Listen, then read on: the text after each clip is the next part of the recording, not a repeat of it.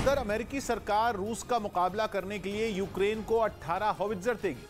America ने आशंका जताई कि रूस अब और भी घातक हमले करने की तैयारी में जुटा है और इसी खतरे से निपटने के लिए उसने यूक्रेन को ये तोप देने का फैसला लिया। दावा है कि पुतिन की सेना अब पूर्वी यूक्रेन में और भी भीषण हमले करने जा रही है। ऐसे में बाइडेन ने पुतिन के प्लान को फेल करने की रणनीति बना ली। इसी इरादे से उन्होंने ज़ेलेंस्की सरकार को 18 हॉवित्जर देने वाले फैसले पर अपनी मोहर लगा दी।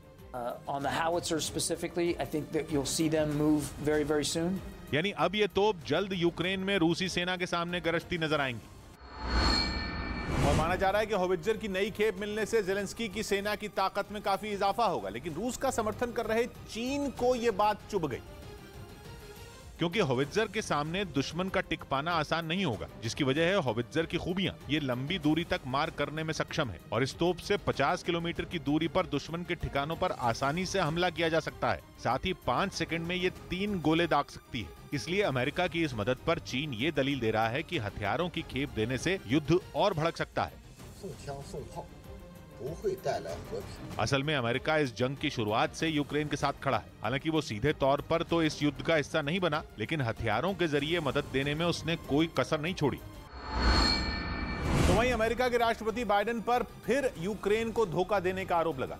बताया गया कि इस बार अमेरिका नए लड़ाकू विमान देने के अपने वादे से ही मुकर गया और उसकी इस हरकत से जंग के मोर्चे पर खड़े यूक्रेन की मुश्किल बढ़ गई। अब यूक्रेन की वायुसेना ने अमेरिका पर सवाल उठा दिए। उसका कहना है कि अमेरिका और दूसरे सहयोगी देशों से उसे अब तक नए लड़ाकू विमान नहीं मिले, बल्कि इस जंग में खराब हो चुके विमानों की मरम्मत के लिए सिर्फ पुर्जे भिजवाए गए।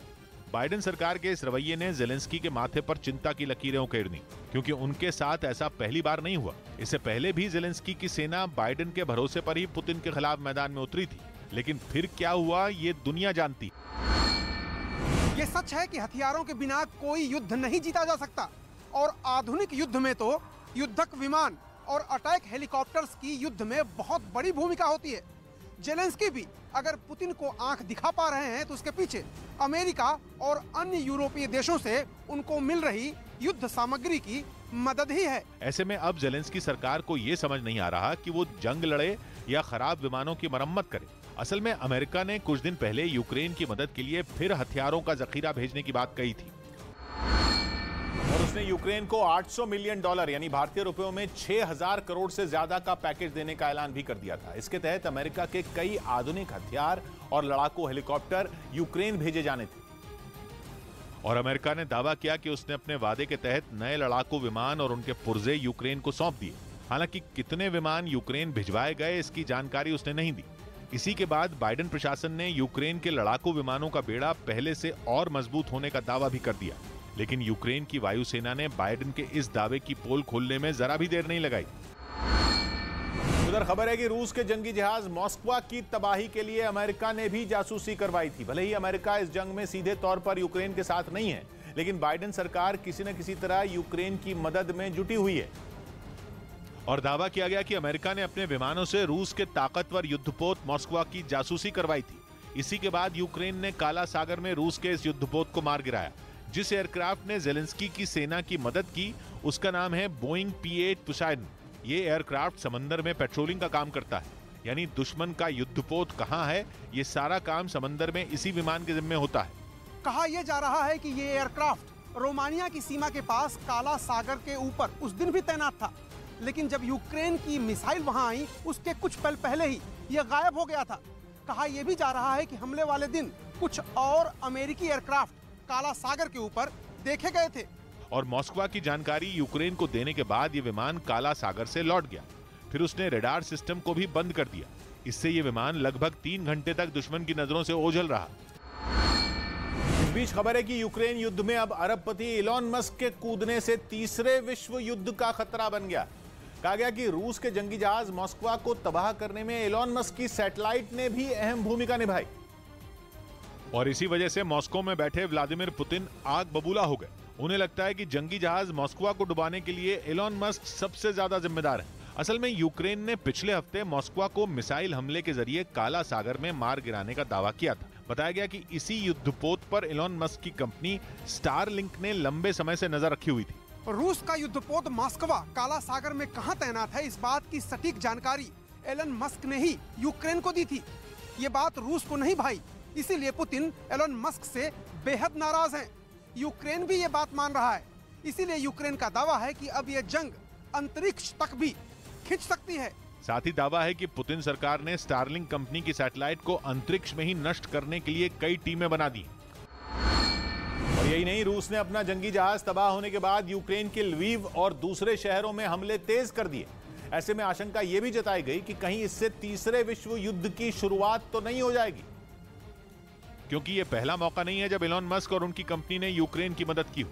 कहा जाता है कि पिछले 1.5 महीने यानी जंग के दौरान कई बार उसने रूसी काफिले की जानकारी जेलेंस्की की सेना तक पहुंचाई, लेकिन अब एलन मस्क को इसकी बड़ी कीमत चुकानी पड़ सकती है। एलन मस्क और उसकी कंपनियों की हर हरकत पुतिन सरकार के रडार पर है। इतना ही नहीं, अब उसने यूक्रेन की जंग को अंतरिक्ष ले जाने की तैयारी शुरू कर दी। और रूस पहले ही अमेरिका को भी इसका एक ट्रेलर दिखा चुका है। पिछले दिनों रूस की स्पेस एजेंसी ने अमेरिका के साथ इंटरनेशनल स्पेस स्टेशन में काम करने से इनकार कर दिया था। साथ ही रूस ने कहा था कि अब उसके अंतरिक्ष कार्यक्रमों का मकसद सिर्फ अपनी रक्षा के लिए सैटेलाइट बनाना होगा। रूस ने जब अमेरिका के साथ ये संबंध तोड़े तो रूस की स्पेस एजेंसी के प्रमुख ने अमेरिका पर तंज भी कसा था। उन्होंने कहा था कि अब अमेरिका के अंतरिक्ष यात्री रॉकेट के बजाय झाड़ू पर बैठकर अंतरिक्ष पहुंचेंगे। यानी रूस पहले ही अमेरिका से अंतरिक्ष में जंग की शुरुआत कर चुका है और अब वहां एलन मस्क की सैटेलाइट भी पुतिन का निशाना बनेंगी। ऐसे में यूक्रेन से उठा जंग का यह धुआं अंतरिक्ष से होते हुए दुनिया को तीसरे विश्व युद्ध की ओर ले जा सकता है। इसी बात से दुनिया भर के देश डरे हुए हैं। तो वहीं रूस और यूक्रेन के बीच चल रही जंग का असर केवल यूरोप या अमेरिका पर ही नहीं बल्कि पूरी दुनिया की अर्थव्यवस्था पर भी हो रहा है। मसला केवल कच्चे तेल या नेचुरल गैस का नहीं है, बल्कि ऐसी बहुत सारी चीजें हैं जिनकी किल्लत ने कई देशों की अर्थव्यवस्था को झकझोर कर रख दिया है। फर्नीचर से लेकर रियल एस्टेट तक और बियर से लेकर रेफ्रिजरेटर तक सबकी कीमतें आसमान छू रही हैं, क्योंकि रूस और यूक्रेन से जुड़ी पूरी सप्लाई चेन फिलहाल ठप है। जो भी सामान रूस और यूक्रेन से एक्सपोर्ट किया जाता था वो दुनिया तक नहीं पहुंच पा रहा। यूक्रेन तो जंग की वजह से वैसे ही बेहाल है। रूस से एक्सपोर्ट होने वाला बहुत सारा माल निकल नहीं पा रहा। खबर है कि ब्रिटेन से लेकर अमेरिका तक और जापान से लेकर कोरिया तक हर देश की अर्थव्यवस्था में जंग के कारण भूचाल आया हुआ, जिसकी वजह से पूरी दुनिया ऐसी मुसीबत का सामना कर रही है जिसका अंत करीब नहीं दिख रहा। खबर है कि यूक्रेन से नियोन नाम की एक गैस का पूरी दुनिया में एक्सपोर्ट होता है। यह ऐसी गैस है जिसका इस्तेमाल सेमीकंडक्टर बनाने में किया जाता है और सेमीकंडक्टर ऐसे उपकरण होते हैं जिनका इस्तेमाल कंप्यूटर, स्मार्टफोन, एसी, फ्रिज, यहां तक कि कारें तक बनाने में होता है। मतलब यह कि अगर नियोन का प्रोडक्शन ठप हुआ तो इन सब का बनना मुश्किल है और यूक्रेन में दुनिया की 70% नियोन गैस बनती है। यूक्रेन में भी केवल 2 ही कंपनियां हैं जो इस गैस की सप्लाई करती हैं। एक का प्लांट है उस मारियोपोल शहर में जो खंडर बन चुका है, दूसरा प्लांट है ओदेसा में जहां भयंकर बमबारी हो रही है। इसीलिए मैन्युफैक्चरिंग से जुड़े लोगों के सामने दुनिया भर में एक ऐसा संकट खड़ा हो गया है जिसका समाधान केवल जंग का अंत है। दूसरी तरफ यूरोप और ब्रिटेन में फर्नीचर के दाम अभी से कई गुना बढ़ चुके हैं। इसकी वजह भी रूस और यूक्रेन की जंग ही है। रूस से एक्सपोर्ट होने वाली लकड़ी पर कई देशों में बैन लगाया जा चुका है, कई देशों में पहुंच नहीं पा रही, जिसकी वजह से वहां फर्नीचर बनाने वालों ने अभी से दाम दुगने तक बढ़ा दिए।